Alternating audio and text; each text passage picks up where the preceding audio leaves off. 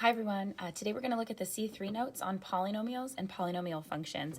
We start out with a couple of reminders about some definitions. In a monomial, the degree of a monomial is the sum of the exponents of the variables of that one term. In a polynomial, the degree is the degree of the term that has the greatest degree. And then the leading coefficient is the coefficient of the term with the greatest degree. So here in this first example, we're asked to identify the terms, like terms, coefficients, and constants of this expression. Plus and minus signs separate terms. So the terms here would be -7, 13x, 2x, and 8. So this expression has a total of 4 terms. Like terms are the terms that can be combined. And so here, -7 and 8 are like terms, those are constants. And then also 13x and 2x are like terms. Coefficients are values that are being multiplied by variables. They're the numbers in front of variables. And so here in this expression, 13 and 2 are the 2 coefficients. Those are the 2 numbers that are being multiplied by the x's. And then constants are terms that do not contain a variable. And so here in this expression, -7 and +8 are your 2 constants. In this next example, we're given a polynomial to consider. Do me a favor and just make a correction on your paper. This is supposed to be a 6 on the x exponent, not a 4. So the first question here says, write the polynomial in standard form. And so to write it in standard form, you're going to find the variable that occurs first alphabetically. So in this problem, it's x, because you have x's and y's. And you're going to write the terms in descending order for the exponent on that one variable. So -7x to the 6th will come first, followed by 5x to the 3rd y squared. X squared comes next, and then we're out of x's, but there's still a term with a y. So 5y comes next, and then lastly the constant 2. The constant will always come last. The degree of a polynomial is the degree of the term with the greatest degree. And so in this question, the term with the greatest degree, it's the first term, x to the 6th. So here the degree would be 6. And the leading coefficient is the coefficient on the term that has the highest degree. So here that's the coefficient on the x to the 6th term, so that would be -7.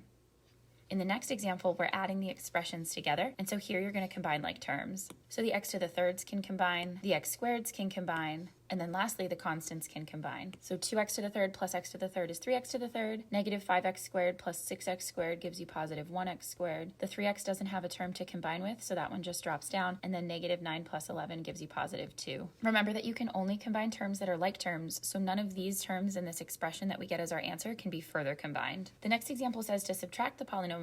Notice that there's a minus sign between them, so we want to start by distributing that negative. When you distribute the negative, it changes the signs on all of the terms in the second expression. So -5a squared plus 5a minus 3. And now I can combine like terms. So my a squareds will combine, my a's can combine, and then lastly, my constants can combine. Just be careful of the signs on your numbers. 4a squared plus -5a squared gives me -a squared. 9a plus a gives me 10a. -12 plus -3 gives me -15. In the next example, we're multiplying the polynomials. So here in this first one, it's actually a monomial times a monomial. So we'll multiply the numbers out front. -2 times +7 gives me -14. And then we'll multiply the x's. Remember, when the bases are the same, you add the exponents. So x times x gives me x squared. And then the y doesn't have any to combine with, so it just stays y. On the next example, I need to FOIL. So I'll do first outside, inside, and last. 3 times 1 gives me 3. 3 times x gives me 3x. 4x times 1 gives me 4x. And then lastly, 4x times x gives me 4x squared. The 2 terms in the middle are like terms and they can combine, and then we'll write our answer in standard order, so descending order for the exponents. And so for this one, I'll get 4x squared plus 7x plus 3. The next problem is a binomial squared. Sometimes students find it helpful to start by writing the binomial out a second time. You want to remember with this one that you cannot shower the power. And then once you have it written out a second time, now you'll FOIL. 5 times 5 gives you 25. 5 times -2x is -10x. -2x times 5 is -10x. And then -2x times -2x is +4x squared. The 2 terms in the middle can combine, and then again, I'll write this in standard order. And so the answer I'll get for this one is 4x squared minus 20x plus 25. The last example on this page is also a multiply question. 2x times 4x squared is 8x to the 3rd. 2x times -5xy gives me -10x squared y. 2x times 2y squared gives me 4xy squared. And so I'm done with the 2x from the first parentheses, and now I'll multiply the 3y through. 3y times 4x squared gives me 12x squared y. 3y times -5xy gives me -15xy squared. And then lastly, 3y times 2y squared gives me 6y to the 3rd. I have some like terms that I can combine. So when I combine the -10x squared y with the +12x squared y, I'll get +2x squared y. When I combine the 4xy squared with the -15xy squared, I'll get -11xy squared. And then the first term and the last term don't have any like terms to combine with, so they'll just drop down and remain a part of my answer. In this next example, it says the dimensions for a rectangular prism are given here, and they want want us to write an expression that represents the volume of the prism. So remember, for a rectangular prism, volume is length times width times height. And so you can multiply these together in any order to simplify the expression. So I'm going to FOIL first, and then once I FOIL, I'll combine like terms. 5x plus 4x gives me 9x, and then the last thing I need to do is the distributive property. And so here's what I'll get as my final answer on this one. Notice that you're finding volume, so you write your answer as units cubed. In this next example, you're asked to figure out the coefficient on the second term in this expression when you expand it. So remember, with a squared, you can cross it out and write it a second time. And now here I'll FOIL. Once I FOIL, I'll combine like terms. And then rereading the directions to the question, it wants to know what the coefficient would be on the second term in the expansion. And so it's this term that they're looking for your answer. So your answer for this question would be negative 42.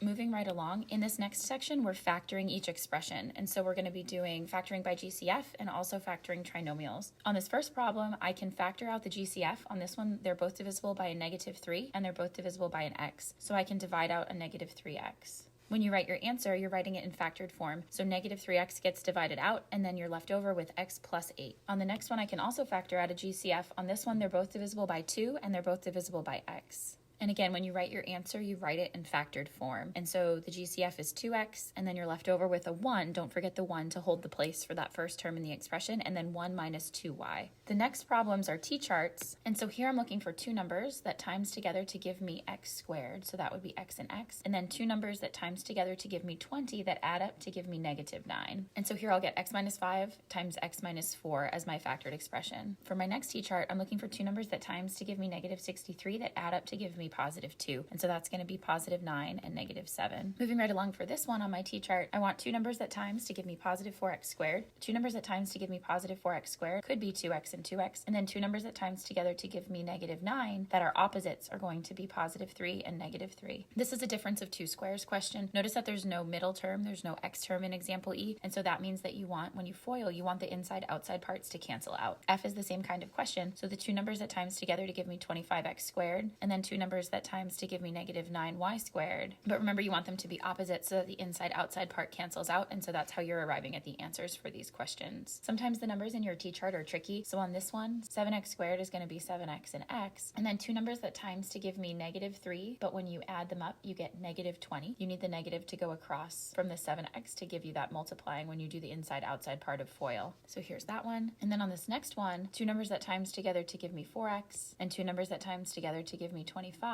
But remember, when you do the inside-outside part of FOIL, you need to get 10 and 10, so that'll give you 20. And there's two ways you could write your answer for this one. So write it down both way on your papers. You could write it as 2x plus 5 times 2x plus 5, or you could write it as 2x plus 5 quantity squared. Both are correct. Sometimes these questions have a GCF that you need to GCF out first before you t-chart. So on this one, all the numbers can divide by negative 2, and then once you've taken out the GCF, you can try to t-chart what's left over. When you write your answer to the question, don't forget to put the GCF out front, and then for this one, you could write it as x plus 4 times x plus 4, or you could write it this way as x plus 4 quantity squared. And the final question here in this factoring section also has a GCF that you can divide out. Both of these numbers divide by 4, and then once you factor out the GCF, you always want to try to t-chart what's left over. And so here would be your final answer for this one. The 4, the GCF goes out front, and then x plus 3y and x minus 3y. The next section of the notes goes over some reminders about features of graphs of polynomials. So if the leading coefficient is positive, then the graph is going up and to the right. And if the leading coefficient is negative, then the graph goes down to the right. The degree of a polynomial, it can have one less than the highest exponent number of turns. Even polynomials are graphs where the right and left end behavior are the same. And then in an odd polynomial, the right and left end behavior do the opposite or go the opposite ways from one another.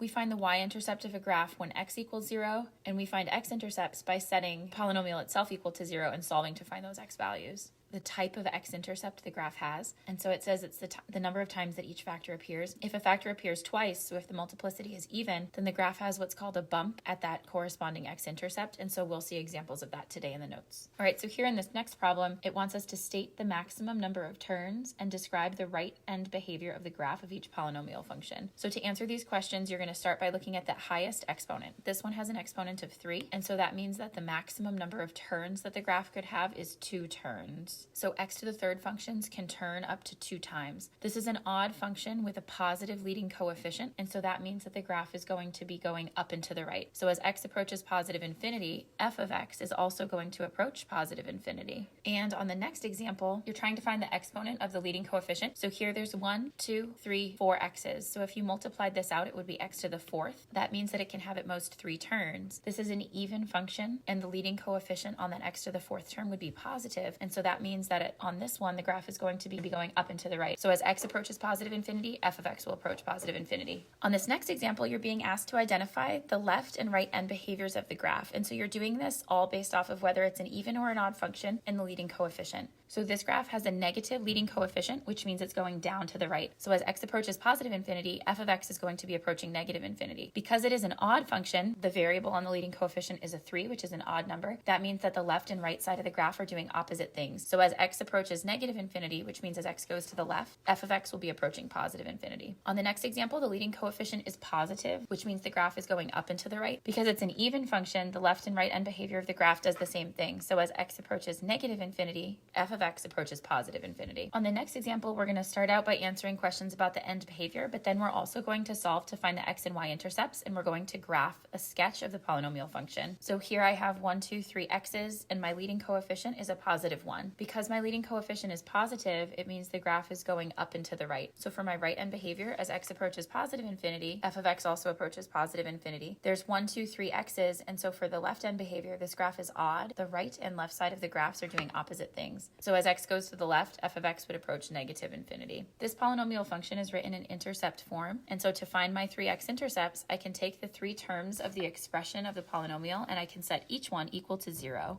So I'll set x minus 3 equal to 0 and solve. I'll set x plus 2 equal to 0 and solve. And I'll set x minus 1 equal to 0 and solve. And so for my x-intercepts, I'll get x equals 3, x equals negative 2, and x equals 1. And I can write them as ordered pairs like this. To find my y-intercept, I would plug a 0 in for x. And so negative 3 times positive 2 times negative 1 gives me positive 6. And so my y-intercept for this graph will occur at the point 0, 6. We're going to plot these important points on the graph. So I know I have x-intercepts at 3, 0, negative 2, 0, and 1, 0. And I know I have a y-intercept at 0, 6. I know that my function is odd, and I know that my leading coefficient is positive, so I know that the graph's going to go up to the right and down to the left. Your job here is to draw a sketch of the polynomial function that passes through the intercepts in the correct places. And so just a sketch that shows the direction of the graph, it needs to pass through the axes at the important points, and then the end behavior needs to be correct as well. On this next example, my leading coefficient is negative, and I have 2, 3, 4 total x's. Because the leading coefficient is negative, that means the graph's going to be going down and to the right. Because the degree of the function is even, there are 4, it's x to the fourth, it means the 2 sides of the graph are going to match. I can solve to find my x-intercepts by setting each of the factors equal to 0 and solving each one.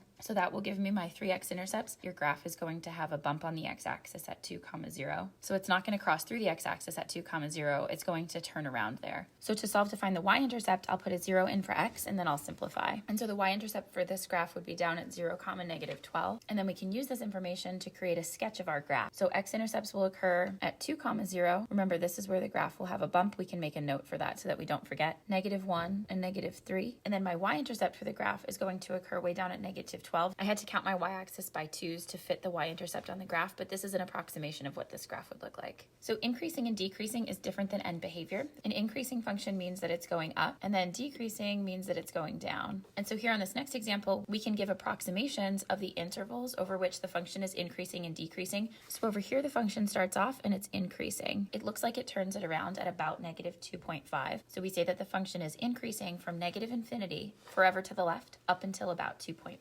Then the function changes, and here at negative 2.5, it begins decreasing. And it looks like it decreases all the way until where x equals 0. And then where x equals 0, the function turns around and it starts increasing again. And so here we can say that the function is increasing again on the interval from where x equals 0 until infinity. So forever to the right, the graph would continue to be increasing. Here on this next example, we're being asked to select the graph of the polynomial function that's given below. So we want to start by analyzing that function. Notice that it has a negative leading coefficient. Counting the number of x's to find the degree of the polynomial, we'll see that there are 1, 2, and then 3 x's total. So this is an odd function with a negative leading coefficient, which means that as the graph goes to the right, it's going to be going down. In terms of the x-intercepts of the graph, notice that x squared means that there will be an intercept at x equals 0. The multiplicity of that intercept is 2, which means that the graph will have a bump. It will not pass through the x-axis at x equals 0. It will turn around at x equals 0. And then you will also have an x-intercept at x equals 4. The multiplicity for this intercept is 1, which means the graph will pass through the x-axis at x equals 4. Looking at your 4 answer choices, all 4 of these are odd functions because the end behavior goes opposite ways. They're all negative because they're all going down as the graph goes to the right. So we need to make our decision on this question based off of the x-intercepts. We need to have an x-intercept at positive 4, and we also need to have an x-intercept at 0 with a bump at 0. And so graph A is the only one of these answer choices that has both of those things correct. So the answer to this question would be A. On the next example, we're being asked to do the opposite. So here we're given the picture of the graph, and we're being asked to write a cubic function in intercept form for the given graph. Notice that it's going down and to the right, so we know that we'll need a negative leading coefficient. And then in terms of the x-intercepts, we'll have an x-intercept at 2, and notice that there's also a bump on the graph at negative 3.